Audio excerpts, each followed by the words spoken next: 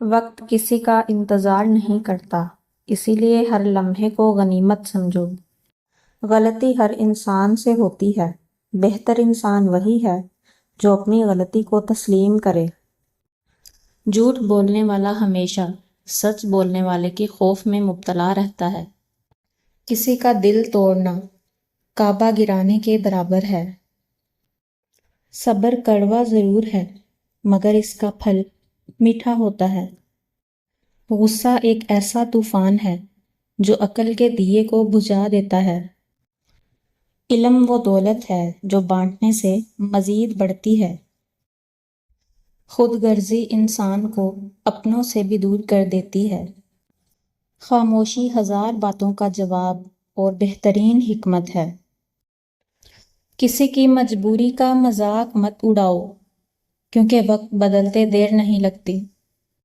معاف کرنا کمزور کا نہیں بلکہ طاقتور کا شیوا ہے۔ حسد انسان کی نیکیوں کو ایسے کھا جاتا ہے جیسے آگ لکڑی کو۔ انسان کی پہچان اس کے الفاظ سے نہیں بلکہ اس کے کردار سے ہوتی ہے۔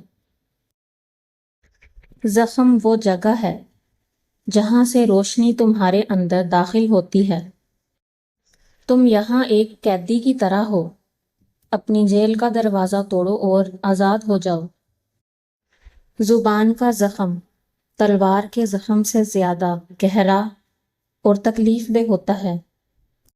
اگر کسی کا کردار دیکھنا ہو تو یہ دیکھو کہ وہ اپنے سے کم کے ساتھ کیسا سلوک کرتا ہے۔